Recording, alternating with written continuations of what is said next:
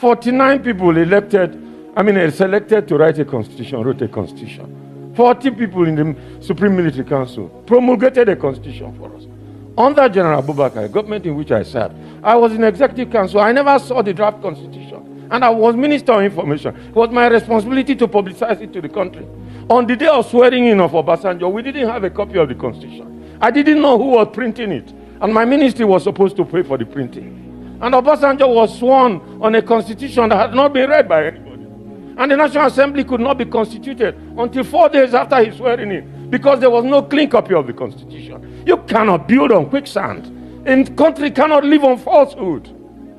The owners of the country, as represented by their leaders in the social cultural groups that formed a desire to be one country, have to be constituted into the kind of conference that President Jonathan summoned.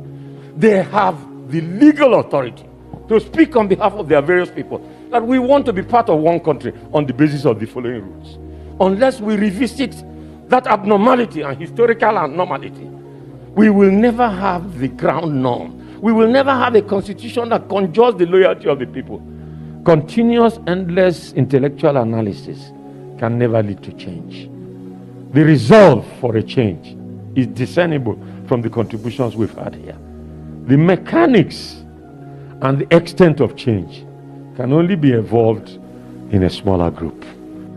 And in that small group, if there is clear representation of all shades of opinion and of all areas of Nigeria, I believe a compromise is possible. I mean, are you people deaf and dumb and stupid when you come out and you pretend, oh, we are one Nigeria? Go and show me. Somebody was asking where is the boundary, where would the boundary of Biafra begin? And I asked the fool, where did the boundary of Nigeria begin? People from Niger come in and go as they like. Most of these idiots are from Niger. They are building a pipeline to Niger. They are building a railway line to Niger. They are building roads to Niger. Whereas where the money comes from, which is Biafra land, we don't have those infrastructure. No, we don't. But you're taking our money. You come to Izombe, you come to Ohaji, you come to Ebema, you come to Aguleri, you come to Ebonyi. You take our resources, sell it, get the money, and now you're building a way to Niger Republic. And you want me to be happy with you? Clap for you. Oh, Nigeria is doing well. One Nigeria. I think you are insane. You come to my land, you take our oil, you take our gas, you take our manpower, you take everything, our VAT, our tax that we pay. You are now building a road from Katsina to Niger, airport in Niger, refinery in Niger. You take oil, crude oil from my land, you take it to Niger, you refine it, you bring it back to me as a refined petroleum, or as PPS as you call it. And you're telling me that that country is viable. You're telling me that Nigeria should be supported. We are in one Nigeria. We are not going anywhere. And you're dying every day. Because those that they appointed to speak for you, they gave them money and positions. So that they will come out on the pages of newspapers to give the world the misleading impression that everything is okay, when things are not okay. 49 people selected to write a constitution, wrote a constitution. 40 people in the Supreme Military Council promulgated a constitution for us. Under General Abubakar, government in which I served, I was in Executive Council. I never saw the draft constitution. And I was Minister of Information. It was my responsibility to publicize it to the country. On the day of swearing in of Obasanjo, we didn't have a copy of the constitution. I didn't know who was printing it. And my ministry was supposed to pay for the printing. And Obasanjo was sworn on a constitution that had not been read by anybody. And the National Assembly could not be constituted until 4 days after his swearing in, because there was no clean copy of the constitution. You cannot build on quicksand. A country cannot live on falsehood. The owners of the country, as represented by their leaders in the social cultural groups that formed a desire to be one country, have to be constituted into the kind of conference that President Jonathan summoned. They have the legal authority to speak on behalf of their various people that we want to be part of one country on the basis of the following rules. Unless we revisit that abnormality and historical abnormality, we will never have the ground norm. We will never have a constitution that conjures the loyalty of the people.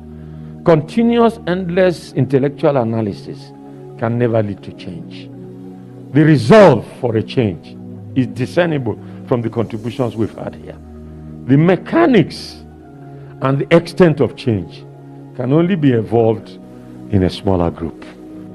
And in that small group, if there is clear representation of all shades of opinion and of all areas of Nigeria, I believe a compromise is possible.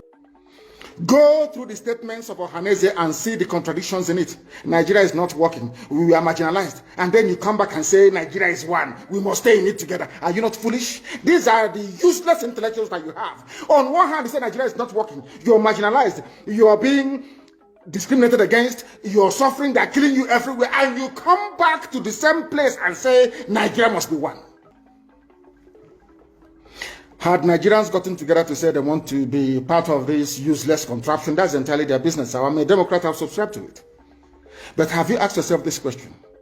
Why is it that all those asking you to remain in one Nigeria has something to gain from Nigeria, or they have benefited in the past? Nothing more, nothing less. I saw the letter that Atiku Abubakar wrote to President Biden. In it, Atiku Abubakar said to come and help us fight terrorism, in order to ensure that there will be no regional destabilization. That is their game plan at the US State Department for very many years, until we stepped in. They keep trotting out these lies. Once Nigeria breaks up, there will be destabilization in the entire region. I said it because you don't understand African history. Most of these people are not educated. When I say they say I'm insulting them, no, I'm not insulting you. Most of you are not educated.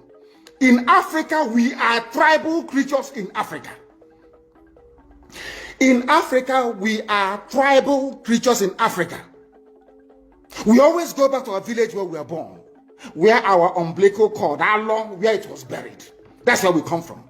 That is why every Christmas, Easter, New Year festival, or August meeting, you see us migrating back to where we come from. And I keep saying these things to Africans, they don't understand it. They don't understand it. Everywhere in Africa during Christmas, if you like, be in South Africa, if you like, let it be in Kenya, you let it be in Rwanda, everybody from the capital goes to the village. If you go to Accra, the same thing happens. This past Christmas, if you like, go to Cotonou, go to Yaoundé in Cameroon. Everybody living in the capital cities of Africa, they go back to their villages. They go back to their tribes where they come from. Do they do that in the Western world? During Christmas, these people migrating from, oh, I come from Florida, I'm going to Florida. No, you don't. Because people come from where they are born. We come from where our ancestors were born. That is the difference between black people in Africa and those from Europe and other parts of the world. We come from, so if you ask somebody, where do you come from? He or she will mention their village. That is what makes us Africans. Very, very unique. If you destroy that, you're finished as a people. In Africa, we are tribal. First and foremost, we belong to our tribe where we come from. That is why our people need to appreciate this. Very, very critical. That Africa is restructured to recognize where people come from. All these artificial creations by Europeans, Nigeria, this and that, all that rubbish. That is why you can never ever make any progress for the next 6 billion years. You can never ever make any progress in the zoo. Why is it, if we are not tribal, why would the whole presidency come out, Fulani presidency come out and say, we are defending Fulani headsmen? A presidency of the whole of Nigeria, so to speak. It is because by instinct, we are tribal beings in Africa. That is why Nigeria is unsustainable. That is why the man from Ishekiri has to vote to say, this is where I want to belong to. That is why referendum is the only way forward. That is why Africa is poor. Africans must recognize that this is who we are. You cannot live in Lagos if you're an Igbo man. During Christmas, you start traveling to Sokoto. It's impossible. You must go to Igbo land. You must. That's where you come from. And if they ask you, oh, but you were born in Lagos, you will say, no, that's where my parents come from. They ask your parents will say, that's where my parents come from. They will keep going back until they get to perhaps the 100th generation. That is who we are. And nobody can change it. We are not born on the streets. Some people were born along Ijora or Kota Highway in Lagos. Maybe they are from Urobo. You ask them, where are you from? They say, I'm from Urobo. But I was born in, but this is where I come from. That is who we are. That is why all these useless, idiotic countries created in Africa cannot survive. It can never ever survive. And how do we stop it? Only a revolution can stop it. Only a revolution. If you like, keep postponing it. If you like, keep putting it off forever and ever. Only a revolution can solve this very problem, because under a revolution, the powers that be, those that be making your life a misery, will be overthrown. Nobody will say it's a coup anymore. It is called popular uprising. Don't let anybody deceive you. Don't let anybody deceive you. And that is why today some soldiers are listening and they are resigning from the army. How can you be a soldier in the Nigerian army and your village is being occupied by Fulani headsmen? Imagine those from Oyo or Ondo serving in the Nigerian army. These are my Yoruba brothers who are serving in the Nigerian army. You are from Yoruba, you are serving in the Nigerian army, doing one Nigeria. But your village is being occupied by a Fulani. The same people you are serving, or you claim you are serving, your village is under occupation by them. And to make matters worse, those you are serving under their flag, one Nigeria, and the Arabic inscription, or should I say the motto of Ottoman Danfodio, to tell you how foolish Nigerians are. You don't know that the Nigerian emblem, the army emblem of Nigeria, is the motto of Ottoman Danfodio that he used to conquer Hausa people. You don't know that it is there. That's what they're using. You're fighting under the banner of your conquerors. Maybe in Sambisa forest. And now they are sending their advanced strike force into your village. And you're doing one Nigeria. I'm a Nigerian soldier. I'm a Nigerian army. That is why I commend the 127 soldiers that have resigned so far from the army. If you don't do these things I'm asking you to do, you will, when the time comes, as I'm telling them now, remember 2015, remember 2014, remember 2013, I told you all these things. I told you what was going to happen, and now they have all happened before your eyes. You've seen it. I'm warning you now. If you're serving in the Nigerian army, and you think you're loyal to Buratai, you think I'm serving my Nigeria is not a fatherland or motherland to anybody. Nigeria is not a motherland or fatherland to anybody. Nigeria is purely a British creation. A British creation. Because if Nigeria was to be a nation or country, there is no way those that call themselves the presidency Asaro can come out to support illegality in Ondo State. Because they know they are doing it for that. Why do you think they want to avenge and revenge for Sir Ahmadu Bello? Why? They knew that Ahmadu Bello and his people, so to speak, were fighting for them. They understood that. At the time, the Hausa people thought that the Fulani was fighting for them, but today it's very clear.